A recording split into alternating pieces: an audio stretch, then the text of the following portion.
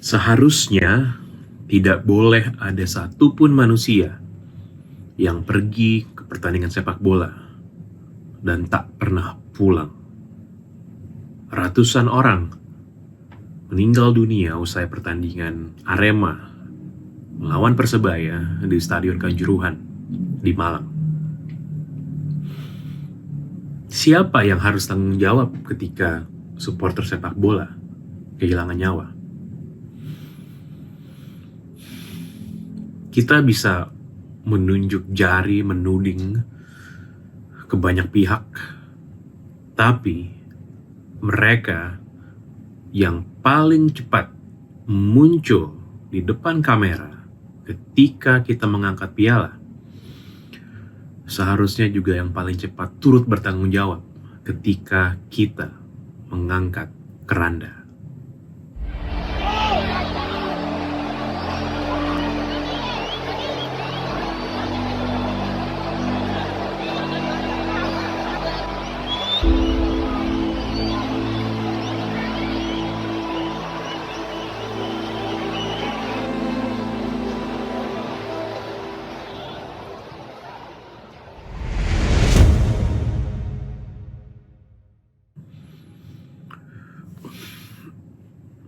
Turut berduka cita yang sedalam-dalamnya untuk apa yang terjadi di Kanjuruhan.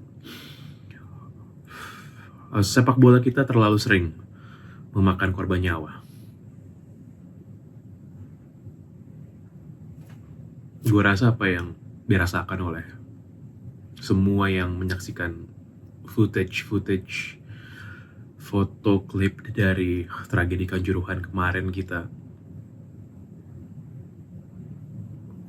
berkecamuk di dalam dada, di dalam kepala. Apalagi kita yang memang sering nonton bola ke stadion. Mereka yang ada di sana, terlepas dari apa warna klub kita, apa tim yang kita dukung, mereka adalah kita dan kita adalah mereka.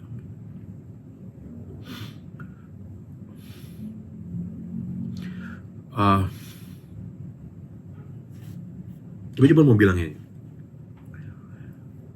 memang supporter nggak boleh turun ke lapangan, apapun alasannya. Dan kalau kita lihat, aparat keamanan itu merespon supporter yang turun ke dalam lapangan usai pertandingan itu dengan cukup atau bahkan sangat keras, benar ya. Dipukul dengan tongkat, ditendang, dan lain-lain. Dilakukan berbagai usaha yang keras untuk menghalau supporter keluar dari lapangan. Apakah itu respon yang bisa diwajarkan, yang bisa dijustifikasi? Entah. Tapi yang tentu saja gue soroti dan tentu saja banyak kawan-kawan lain menyoroti adalah hal yang berbuah fatal, yaitu penembakan gas air mata ke arah tribun yang justru dipenuhi oleh supporter yang tidak turun ke lapangan. Di sini gue nggak ngerti sebenarnya bagaimana proses berpikirnya, karena supporter yang turun ke lapangan dihalau oleh aparat keamanan, tapi justru penembakan gas air mata diarahkan ke tribun yang diisi oleh orang-orang yang nggak turun ke lapangan, gitu. Pernyataan dari aparat menunjukkan dan menyatakan bahwa penanganan katanya udah sesuai dengan prosedur. Gue nggak tahu itu prosedur yang mana ya, karena ya mungkin aja itu prosedur yang ditetapkan sendiri oleh pihak kepolisian. Karena kalau merujuk kepada peraturan FIFA, jelas-jelas peraturan FIFA itu melarang penggunaan gas air mata dalam menangani masa penonton sepak bola. Apalagi kita tahu kalau dalam stadion bola itu jumlah masanya kan sangat besar sekali. Nggak boleh pakai gas air mata. Tapi ya taruhlah itu prosedur tersebut dilakukan oleh aparat keamanan yang karena satu dan lain hal mungkin tidak membaca peraturan FIFA Tapi gue dan banyak orang kayaknya juga bertanya-tanya, apa sih yang sebenarnya diharapkan oleh aparat ketika menembakkan gas air mata itu ke tribun penonton? Kalau tujuan untuk membubarkan massa, ya jelas nggak akan bisa. Kalau mengharapkan bahwa gas air mata itu akan membubarkan massa dengan tertib, dengan pulang seperti keadaan normal, ya jelas aja nggak akan bisa. Lo pernah nggak sih kena gas air mata? Gue sih pernah beberapa kali. Dan nggak pernah di stadion sepak bola. Entah itu di jalanan ketika ada demonstrasi, atau juga ketika sedang melakukan kerja-kerja media.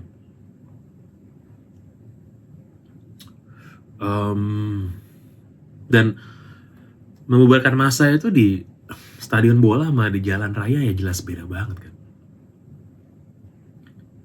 Kalau di jalan ada konsentrasi massa dalam jumlah besar, dilempar gas air mata, bubar. Dan bubarnya walaupun mungkin dengan ya lumayan sporadis juga pasti, tapi kan jalan raya itu tidak ada sekat-sekat ya, tidak ada batas-batas, masa bisa pecah ke penjuru, ke segala penjuru. Di stadion bola kan nggak kayak gitu. Apalagi ketika ditembakkan ke tribun. Pernah nggak sih lihat pintu masuk, pintu keluar di tribun stadion bola itu segede apa? Kecil banget. Let's say satu tribun muat berapa? 3.000, 4.000, 5.000 orang? Mungkin lebih. Pintu keluarnya mungkin kalau dijajarkan satu orang untuk memenuhi lebar dari pintu tersebut mungkin cuman muat berapa? 6, 7 orang? 8 mungkin. Dan bisa dibayangkan ribuan orang yang ingin keluar dari tribun tersebut, bagaimana akan berdesak-desakannya dan ya terhimpit dan lain sebagainya. Dan itu sebenarnya menyebabkan jatuhnya korban nyawa yang terjadi di Kanjuruhan. Dan itu juga sebenarnya kenapa berdasarkan peraturan FIFA nggak boleh pakai gas air mata di stadion bola. Karena udah banyak kejadian di seluruh dunia di mana peristiwa-peristiwa tragis yang memakan korban nyawa di stadion bola itu terjadi. Kalau di dalam stadion itu terjadi karena terhimpit-himpit atau tergencat dan terinjak-injak karena ya massa yang panik.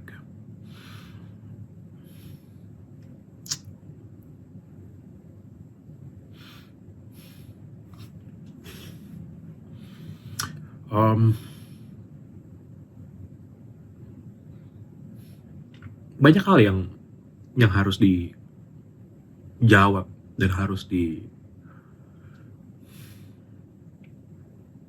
dicarikan jalan keluarnya atau solusinya. Harus ada pihak-pihak yang accountable, yang responsible untuk hal yang baru saja terjadi di Kanjuruhan kemarin. Dan ini bukan peristiwa one off yang baru aja kejadian sekali tanpa presiden-presiden sebelumnya. Ini adalah puncak dari gunung es dari betapa carut marutnya pengelolaan sepak bola Indonesia. Udah banyak yang ngomongin di sosial media soal jam pertandingan yang dirasa terlalu malam. Bukan dirasa terlalu malam, memang terlalu malam. Mulai jam 8 atau bahkan kadang-kadang ada pertandingan lebih dari jam 8, berakhir hampir jam 10. Dan orang yang pernah datang ke stadion sepak bola Indonesia tahu bahwa di kita itu pertandingan bola itu walaupun pertandingannya cuman 2 kali 45 menit tambah 15 menit break, tapi itu adalah sebuah aktivitas yang memakan waktu berjam-jam. It's a whole day experience, pengalaman 1 hari sebenarnya. Kita nggak bisa kayak di Eropa pertandingan jam 8 malam, kita datang jam 8 kurang 15 di stadion, masuk, duduk, pulang, selesai pertandingan, and that's it. Di kita itu kan nggak kayak gitu. Di kita itu kalau ada pertandingan di sore hari bahkan, jam 4 sore misalnya, ya itu pasti dari pagi, dari siang sudah bersiap-siap, sudah hadir di stadion mungkin 2 jam sebelum pertandingan, dan mungkin baru pulang dari stadion mungkin 2 jam juga sesudahnya. Karena begitu padat, kalau bawa kendaraan bermotor parkirnya susah keluar, kendaraan umum juga susah mungkin mencarinya, dan bisa dibayangkan hal yang sama terjadi ketika pertandingan digelar malam hari. Ya dengan pertimbangan segala macam, jam tayang, rating, untuk kepentingan industri, untuk kepentingan bisnis. Dan itu juga yang sebenarnya dijadikan sanggahan oleh salah satu pengurus PSSI kemarin. Gue lihat bahwa biasa kok di Eropa ada pertandingan digelar malam hari, ya jelas saja biasa, kita nggak bisa menggunakan infrastrukturnya lah. Infrastruktur sepak bola Indonesia itu tidak memungkinkan hal tersebut untuk dilakukan sebenarnya, kalau kita mau jujur. Dan ini ya cuma satu gambaran aja betapa mautnya sebenarnya, betapa dekatnya dengan maut ketika nonton bola di Indonesia itu. Gue inget pertandingan, I think itu final SEA Games 2011 mungkin, kalau nggak salah, 2012 di GBK. Ada penonton yang mengalami serangan jantung kalau nggak salah, dan tidak bisa keluar. Jadi dia mengalami heart attack, lalu ingin dilarikan ke rumah sakit dengan ambulans, tapi ambulansnya tidak bisa keluar dari dalam GBK karena begitu padatnya masa di luar, penonton, dan akhirnya fatal. Hal yang sebenarnya gila sih kalau itu kejadian, dan ya itu kejadian. Ya belum lagi hal-hal lainnya yang sudah berulang kali terjadi.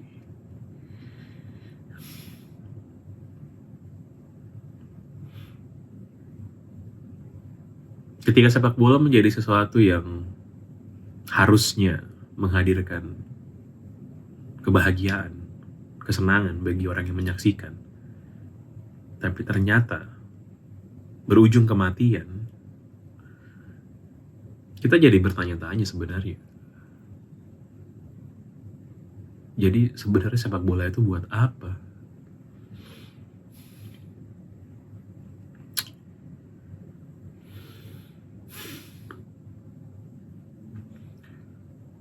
Gue mengharapkan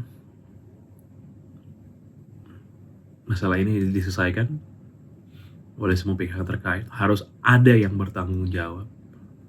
Jangan cuman paling bangga dan paling mengambil kredit ketika hal-hal yang baik, yang bagus terjadi, menang, ngangkat piala. Tapi ketika hal-hal yang seperti ini terjadi, yang berakibat kepada kematian yang begitu banyak,